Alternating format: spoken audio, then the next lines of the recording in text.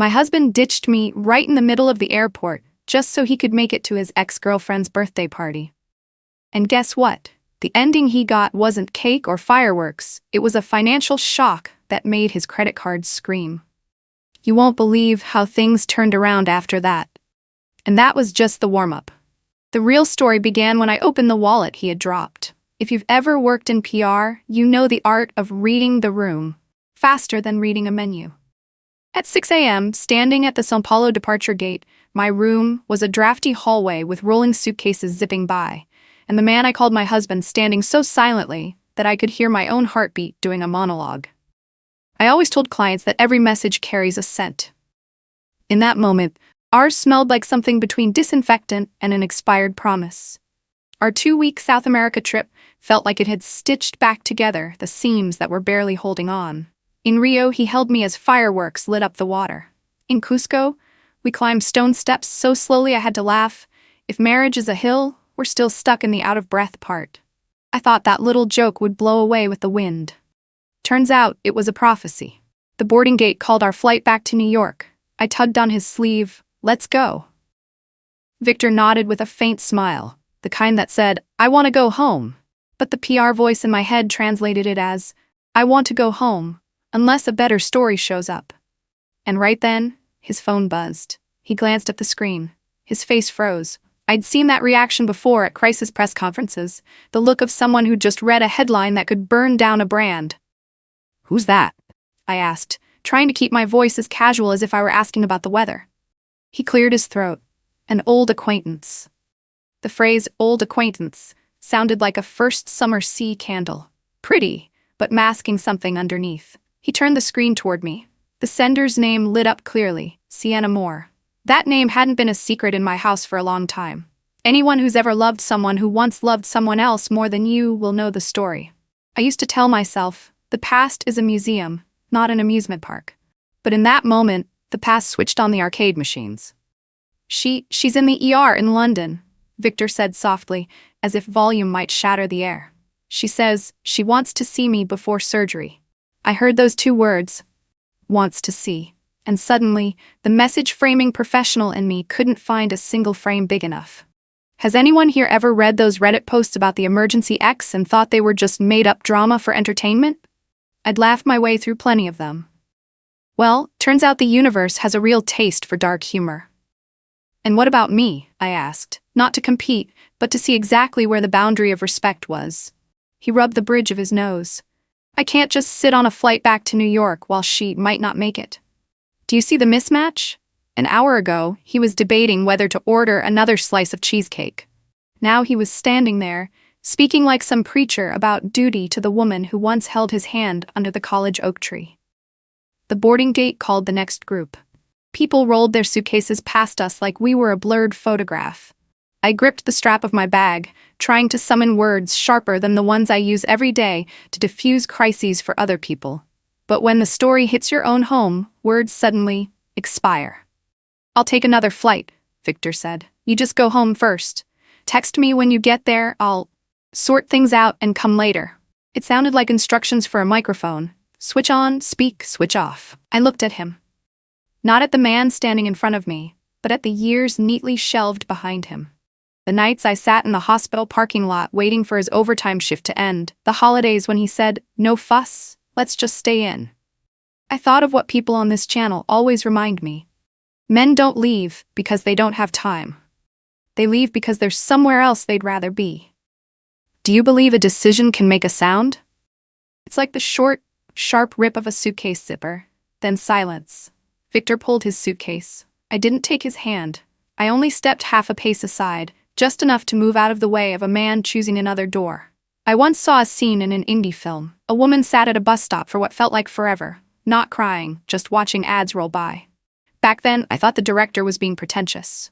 Now, I get it. Some sadness doesn't need a soundtrack. I'll call, he promised. The PR brain in me auto-translated. This is the closer you use when you don't actually have a plan. I didn't double-check. I also didn't say the usual, I understand, because honestly, I didn't. But I did know this. If your story has to begin with my ex is dying, then it's not my story. He turned and walked away. I watched him go, the way you watch a plane taxi down the runway that isn't yours. Out of nowhere, I remembered a comment I once read. If someone says they need to leave to become a better person, just open the door. Because truly good people don't need to leave to prove it. I don't know if you'd agree, but in that moment, those words were small and sharp as a needle.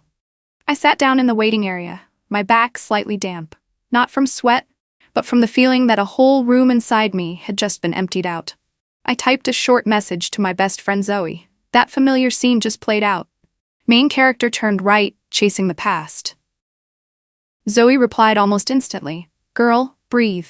Then tell me everything from the top. And hey, don't blame yourself." I gave a dry laugh. Why is it that women always have to remind each other not to blame ourselves every time someone else behaves badly? Maybe because we're too good at carrying the guilt that was never ours to begin with. The boarding gate called for the final group. I stood up. Around me, no one knew that the coordinates of a marriage had just shifted. If you were there, what would you do? Turn back, run after him, grab his hand, cry, or step onto your own flight? Don't answer too quickly. I used to think I knew what I'd do, until life rolled out the live version with no rehearsal. On the plane, I buckled my seatbelt and looked out the window at the scattered dots of light below. A flight attendant asked, "Are you traveling alone?" I nodded. I wanted to say, "No, I'm traveling with an empty space." But that sounded way too melodramatic. We Americans have a skill, packing emotions into a single line you can use later when retelling the story. Here was mine. I took off on time. The other person chose a different flight. Polite, but with just enough bite. I opened my phone, scrolling through the app I usually sneak into late at night, the one where people share stories that make my friends say, "See, reading this makes your own life feel less awful." No need to spell out the name, but you know it starts with an R. I once saw a post about being left behind right at the boarding gate. Back then, I hit the haha react, thinking the writer had sprinkled in some extra sugar. Now, if that writer's watching, let me nod in solidarity. Sometimes real life doesn't need a script. If my story already sounds strange to you up to this point, hold your comments for just a few more lines. I still haven't decided what voice to use, the victim whining or the survivor telling her tale. Maybe I should ask you a very PR-style question. Which version do you want to hear? But no. Just to be fair, I'll tell you exactly what happened. No edits, no spin. And if at any point you feel like yelling at the screen, go ahead. Who knows, maybe I'll hear it. If there's ever a moment in life you wish you could hit the pause button, this was mine. 1 second earlier, Victor was gripping his suitcase, mumbling, "Just a few days." The next, he slipped into the crowd, leaving me stranded in the middle of a packed airport like a side character whose role just got cut. I've done PR for plenty of events. I know what it means when someone leaves the stage mid-show. But this time, the leading man walking out on the script was my own husband. "Victor, stop!" I heard my own voice ring out. Not quite a scream, but loud enough to make a few people pause mid-step. He turned, eyes flickering with hesitation, like someone debating whether to buy a lottery ticket. I waited for a 3-paragraph long apology, but all I got was a shrug, as if he were just switching tables at a bar. Have you ever tried to hold on to someone who had already let go in their mind? It feels like dragging a suitcase with a broken wheel. The harder you pull, the more out of sync it gets. I stood there, suitcase slipping from my hand, heart tumbling right along with it. He had chosen a different direction, and I was no longer the destination. Amid the chaos, I heard a soft thud. Looking down, I saw his brown leather wallet lying abandoned beneath the waiting seat.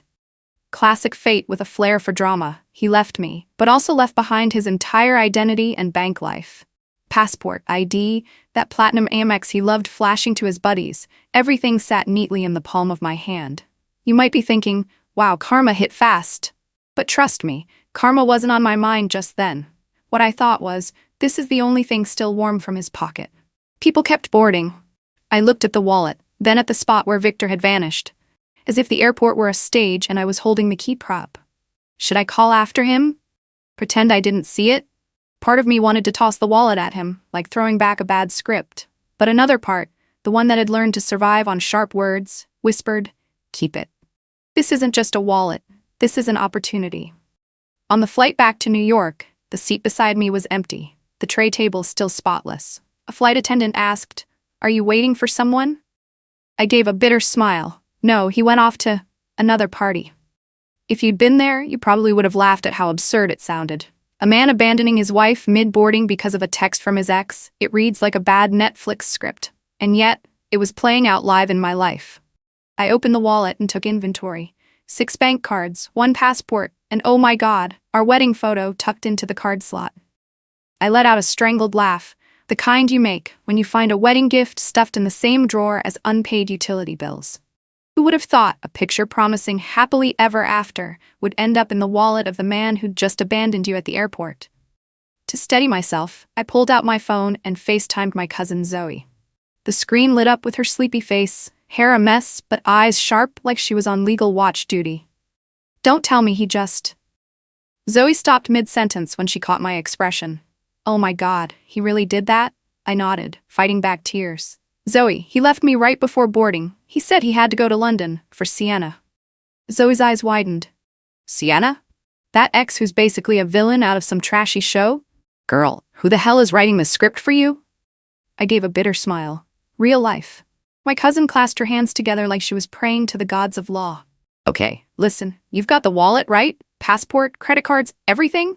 I nodded and held the wallet up to the camera. Zoe let out a whistle. That's not a wallet anymore, that's a strategic weapon. I frowned. You think I could actually use it? Wouldn't that be illegal? Zoe smirked, the kind of smirk only a law student without a degree, but with way too much confidence could pull off. Relax. I'll check the loopholes. Marital assets, joint property states. You might be able to use it without anyone calling it fraud. No guarantees, but at the very least, you're not a thief. You're his legal wife. And a legal wife has the right to swipe legally. I burst out laughing at that, loud enough that the man sitting across from me glanced over. I pretended to adjust my headphone volume while thinking, God, is my cousin turning into a sitcom lawyer right now? Zoe, all I feel is pain. I sighed. He left me, and he left me holding proof that he sees me as nothing more than something to forget behind. Zoe's tone sharpened. Haley, you're not something forgotten. You're the one who just got handed the power to control the next chapter. Trust me, he's going to regret this. In that moment, I wanted to cry and clap at the same time. If you have a cousin like Zoe, cherish her.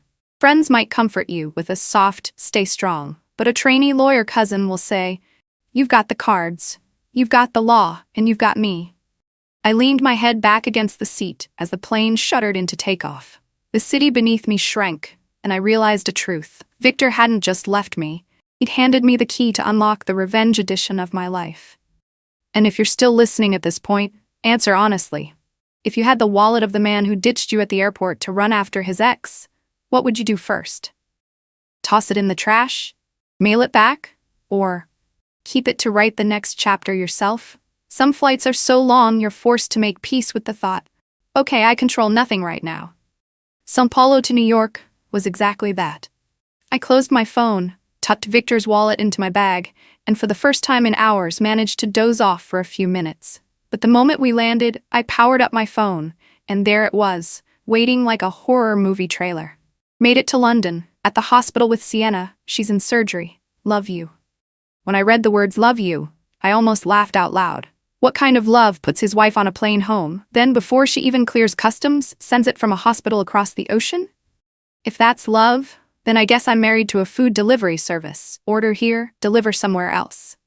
Dragging my suitcase through customs, I felt hollow and oddly amused. Someone once wrote on Reddit, some I love yous are no different from sticky notes slapped on a lunchbox, meant to mark ownership, not to be consumed. Exactly.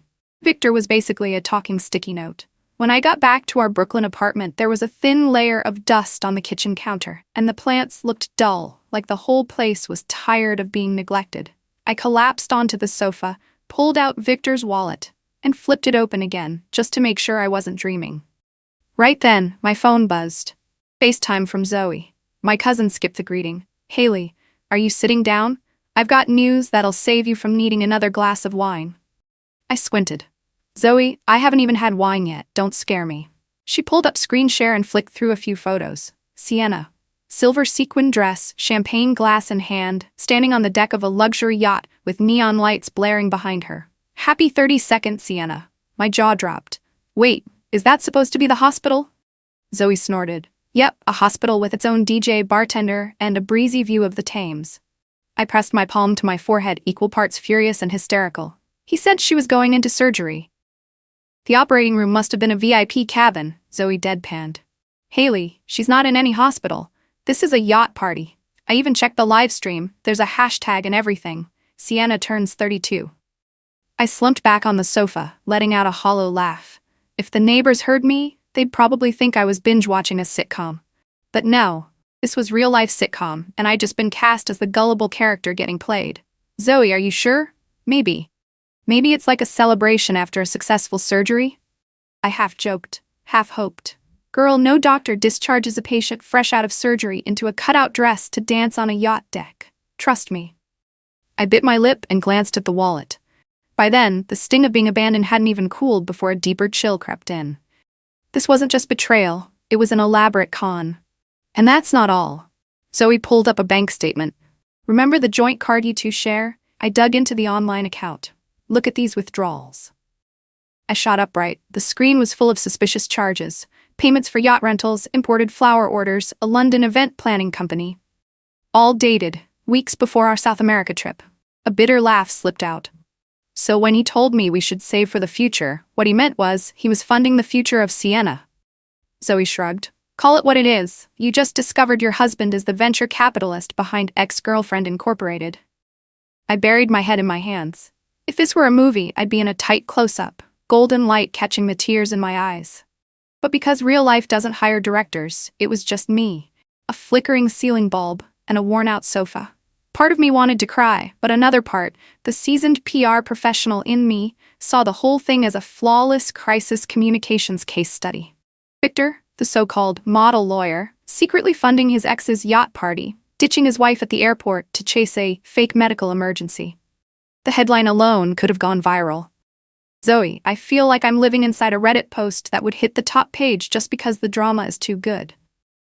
My cousin nodded. Exactly, and you've got the exclusive rights to tell it. The real question is, what's your voice going to be? The poor victim, or the one holding the knife? I stayed quiet. The wallet sat on the table like an unopened gift. Inside wasn't just cash and cards, it was evidence.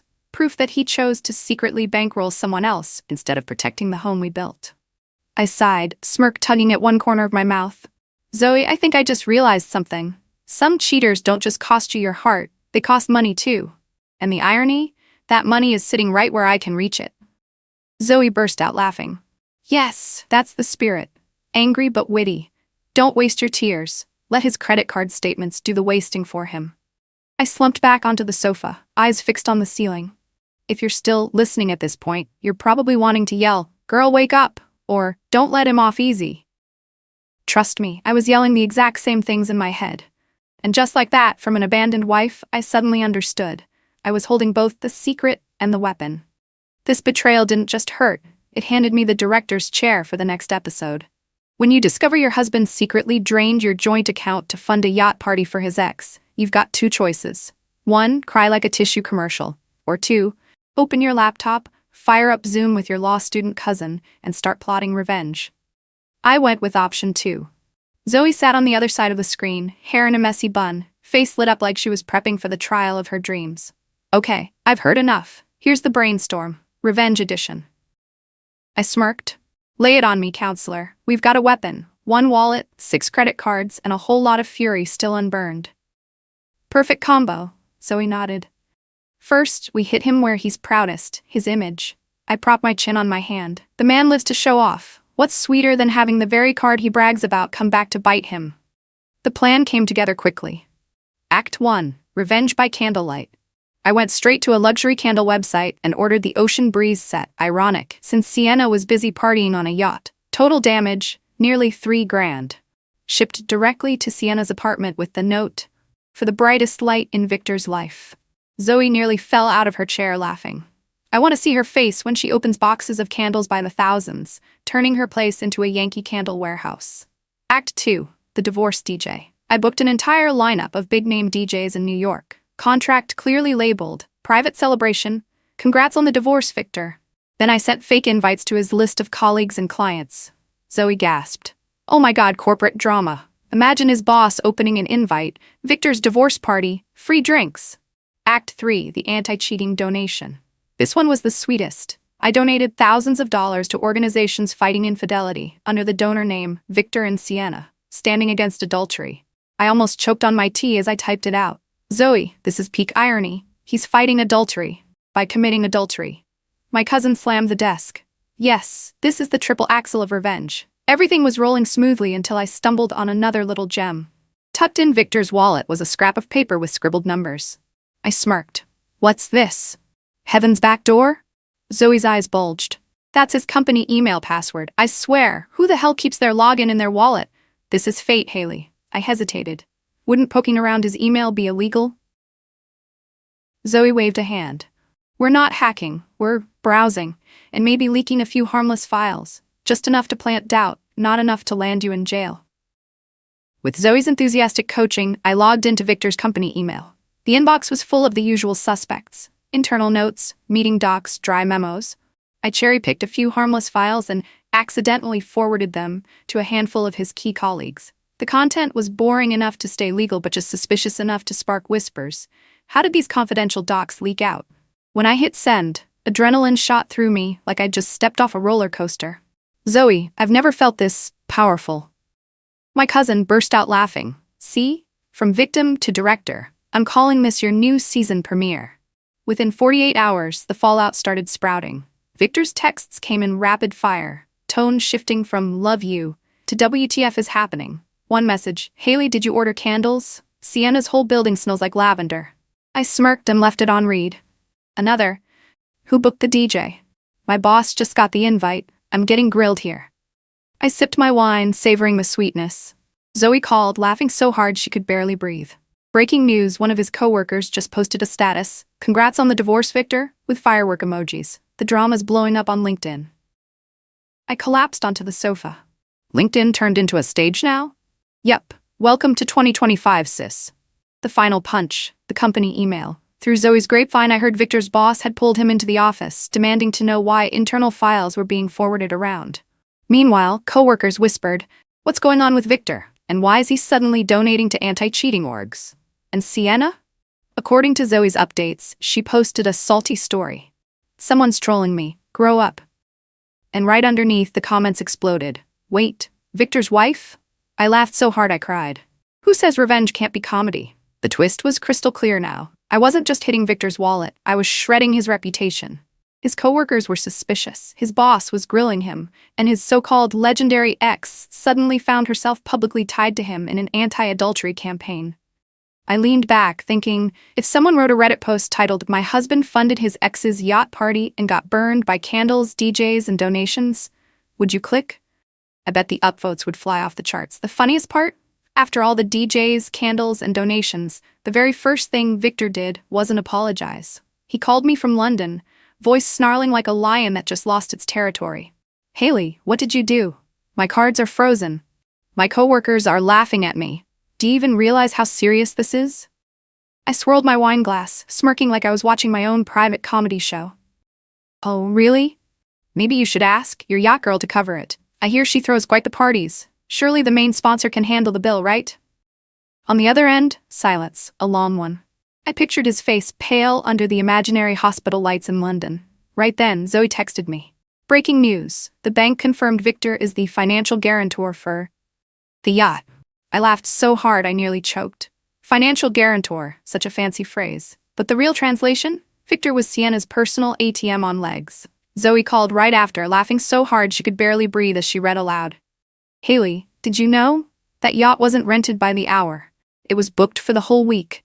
And guess whose name they traced the guarantor back to? Victor Johnson, which means every bill, every contract, stamped with his signature. I leaned my head back on the sofa, giggling. So my dear husband didn't just ditch his wife, he officially signed on as his ex's sponsor. If this story hit Reddit, they wouldn't even need to add filters.